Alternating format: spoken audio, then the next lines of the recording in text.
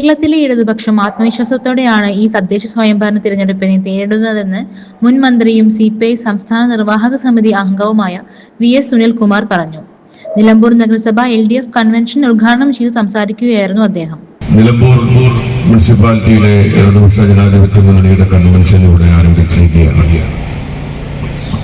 നിങ്ങളെല്ലാവരുടെയും അനുഭവത്തോടുകൂടി ഇടതുപക്ഷ ജനാധിപത്യ മുന്നണിയുടെ നിലമ്പൂർ നഗരസഭയിലെ കൺവെൻഷൻ ഔപചാരികമായി ഉദ്ഘാടനം ചെയ്യപ്പെട്ടതായി ഞാൻ ഇവിടെ പ്രഖ്യാപിക്കുകയാണ്.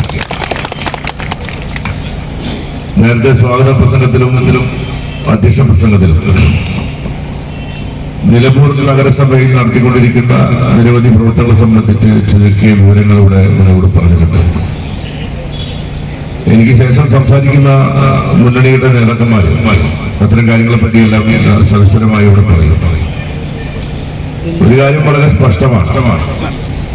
കഴിഞ്ഞ 5 കൊല്ലമായി ഇടതുപക്ഷ ജനാധിപത്യ മുന്നണിയുടെ നേതൃത്വത്തിലുള്ള ഭരണസമിതി നിരവധിയായ വികസന പ്രവർത്തനങ്ങളും ജനക്ഷേമ പ്രവർത്തനങ്ങളും ഒക്കെ നടത്തി വളരെ ആത്മവിശ്വാസത്തോടു കൂടിയാണ് ഈ തെരഞ്ഞെടുപ്പിൽ ജനങ്ങളെ അഭിമുഖീകരിക്കുന്നത്.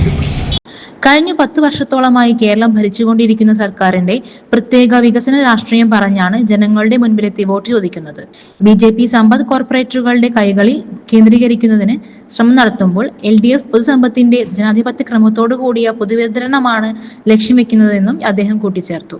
യോഗത്തിൽ CPI ജില്ലാ കമ്മിറ്റി അംഗം PM ബഷീർ അധ്യക്ഷത വഹിച്ചു.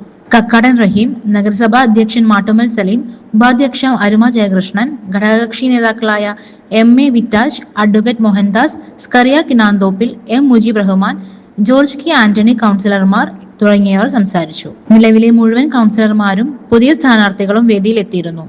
LDF ഭാഗികമായി സ്ഥാനാർത്ഥി പ്രഖ്യാപനം നടത്തുകയും ചെയ്തു. SS Gold, Pure Gold. SS Group, Nilambur.